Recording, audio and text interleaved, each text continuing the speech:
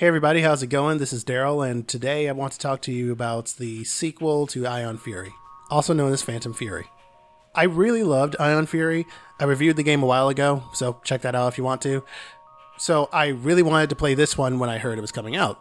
So I went in blind to it because, I didn't want to skew my opinion based on reviews I was seeing. But then, in the general sense, I saw that it was mixed on Steam. And when I say in the general sense, I mean I didn't actively go to read people's reviews or anything like that when I got the game originally. I just wanted to play it. But you can't really help but see the mixed rating or whatever rating a game has when you go to make a purchase.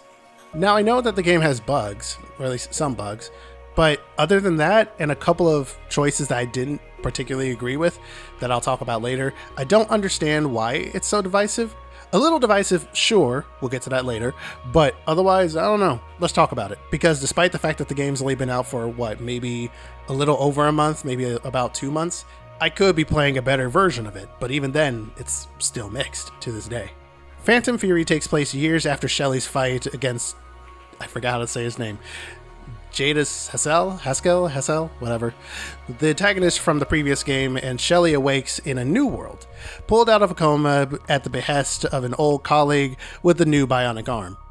Also, I looked it up, it's Haskell. Shelley is tasked with securing the Demon Core, a highly dangerous artifact, and journeys around the US to do so.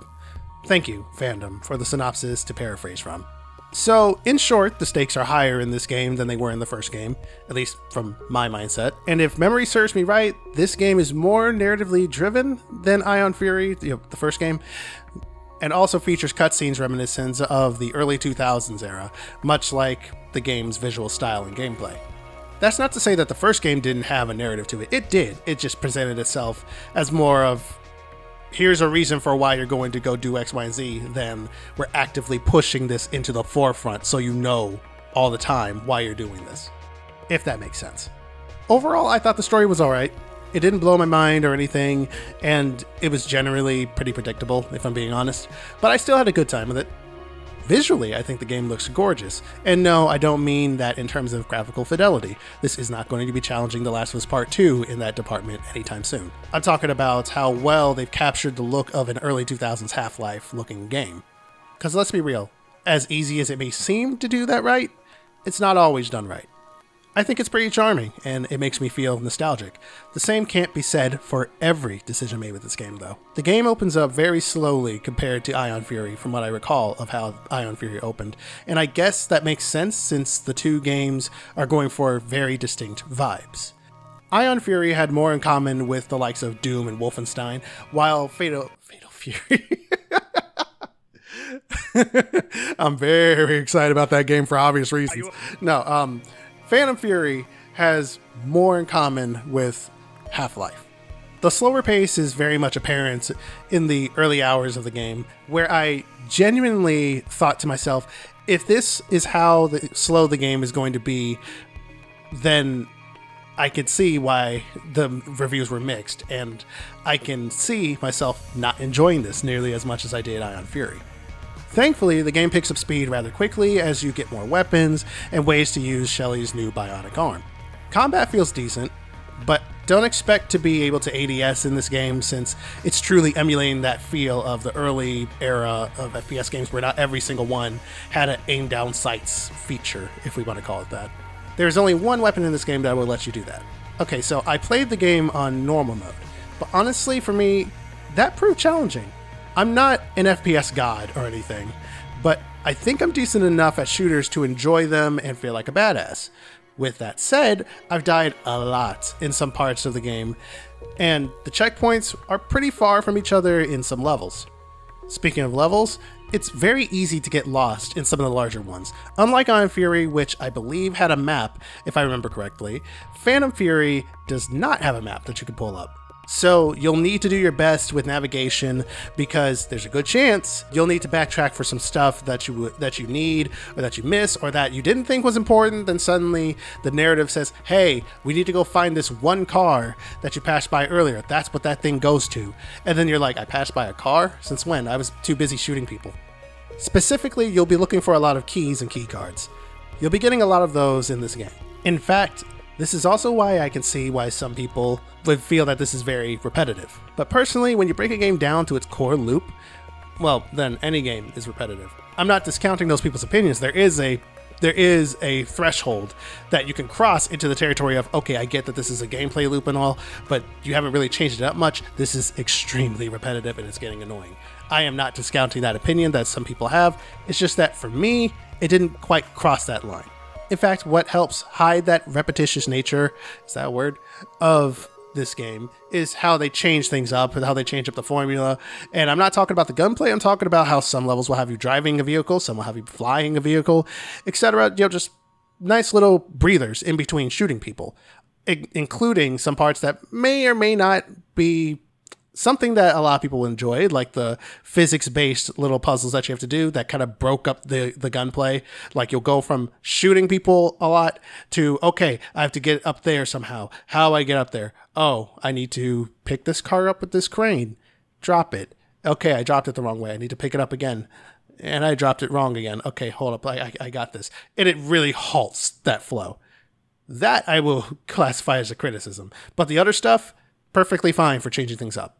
Going on to Shelly herself, she seems much angrier, and for good reason, for story-related reasons, in this game than she was in Ion Fury.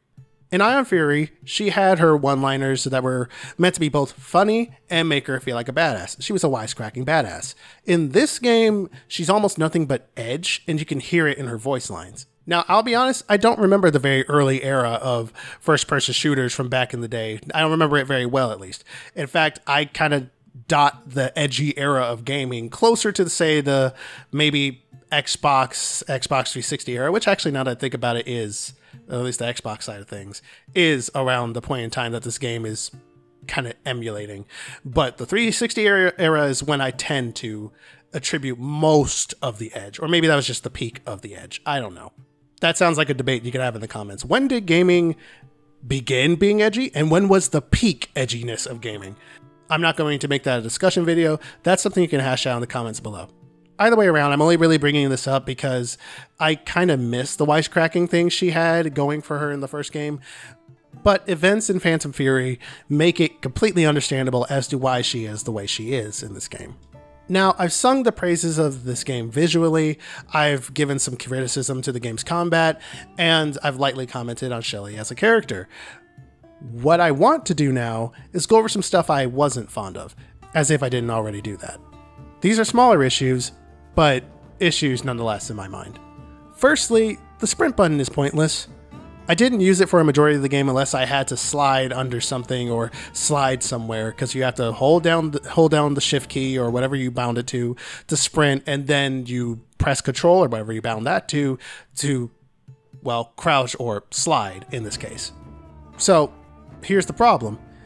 Imagine you're walking at your regular pace, whatever that may be. Now imagine yourself picking up your pace a little bit, but not quite power walking. That's how sprint feels in Phantom Fury. It might as well not even be there, if I'm being honest. Secondly, while I like the combat, there are plenty of cheesable fights in this game. Now, normally I don't like to dock points from a game if I found a clever way to get around some stuff in a fight, but in this case, I'll make an exception. I'll give two vague examples because they take place late game and I don't want to do spoilers.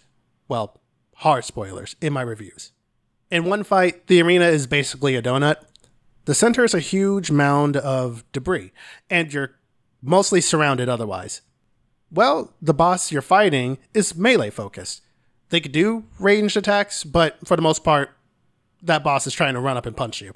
That in of itself is not the problem. The problem was how I was having fun fighting him and playing Ring Around the Rosie with him until I found a sweet spot in that arena where if I moved forward a little bit, he'd take the long way around to try and punch me. But if I moved backwards, he'd turn around and run to me, along the shorter path where he would have kept going had I kept running. You see where this is going. Unfortunately, he didn't. I just kept walking. Back and forth. Back and forth. Back and forth. Forward and back and then forward and back and then go forward. Sorry. 1 foot in, 1 foot out. Loaded my gun and fired all about. Because he was prioritizing getting to me over using literally any other attack that he would have had to hurt me.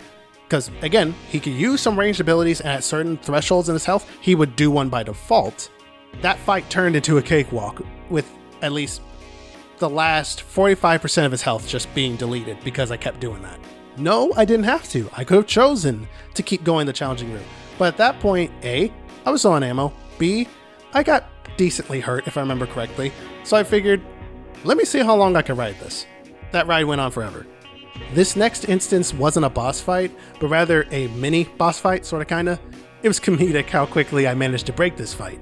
Essentially, it was a very fast tank that could fire rockets. Not like forward, but like into the air, homing at you. I had fought them before, but this time, when it saw me, in this particular instance, I had positioned myself, not intentionally, but just in general, I was near these large two pillars that were supporting the highway above me. And guess what it did? It rammed face first into those pillars. And because there was a gap between those pillars, it could still see me, so it didn't try to adjust its position. Instead, it kept firing at me with those rockets I mentioned earlier, which would just hit the highway above it and not hit me at all. So all I had to do was just stand there and keep shooting until it blew up. Now, I say all of this not to say that these fights are poorly designed or that they're not even fun. It's just that these are very easy to exploit if I really wanted to. It's more like these fights are decently designed, it's just that they didn't consider every outlier.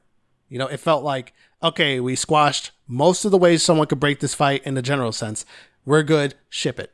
That's what it felt like. I'm not saying that's how it was, but that's kind of what it felt like. Shut up, phone. The last bit may or may not be as big of an issue now, but I will point it out anyway. Phantom Fury has some bugs in it. Like every game has bugs in it, even the perfect ones. But I mean, there are times in this game where I was like, oof. I have encountered some frame drops in the latter portions of the game on occasion, but not for that long. But that said, I haven't encountered too much more on the bugs front, aside from some physics-based shenanigans where I would get launched into the air. It's funny the first time, but then after that, it's like, okay, that was that didn't need to happen. Now, in fairness though, I also played this almost 2 months after release, so it's possible that any bad bugs that people were talking about earlier got patched out by now. With all of that said though, Phantom Fury overall was a good time for me. I can see why people may not be feeling this game if they really, really love the first one, but I think this game has its own vibe to it that I really like, even if it's not perfect. Now maybe my standards are too low for shooters, or maybe it's because I'm not an expert at them, I'm at them really, but I'm going to give Phantom Fury a go for it. I know that sounded not very confident, and that's because I'm kind of caught in the middle here. On the one hand, I want to give it a go for it because I personally enjoyed it. Now, did I enjoy it as much as Ion Fury? Maybe not. It's hard to say. Maybe I enjoyed them about the same. But on the other hand, I feel like if it's mixed, there has to be something major that I'm missing. I don't want to just lay this out as gamers being angry, therefore it's mixed. But it could very well be that. I don't know. I missed that train. I saw some people saying like there's a YouTube hate mob for the game. And I'm like, where? I don't know. But you know what? It's my review. So I say go for it. But if you really, really, really, really loved Ion Fury and you wanted more of that specifically, I would say don't pick it up. Because this very well could be just a case of the first game had this vibe and this one does not match that vibe, therefore, meh. And that's probably why Steam looks mixed. But, like I said, my review, I say go for it if you really want to, if you don't mind anything that you just heard. But again, if you loved Ion Fury to a religious extent, then don't play this one. And for those of you who haven't played Ion Fury, feel free. You could just hop right into this one. But I would also very much recommend Ion Fury. But this game does a good job of just kind of lightly referencing the first game while sticking to its own thing with this one. Though I still highly recommend Ion Fury as well. Phantom Fury is available for $25 on PS5, PS4, Xbox Series X and S. I hate your naming conventions, Xbox. Xbox One, PC, and GeForce Now, apparently. So that wraps up this review. I'm not even going to hint at the next review. I'm just going to tell you straight up. The next review is a game called Proteus, which I finished recently. So that interview, I keep wanting to do that. That review shouldn't be too far off from this one, but you know, life happens. So with that said, I hope you've enjoyed your stay. I'm TUSDarryl, and I'll catch you guys next time. Later.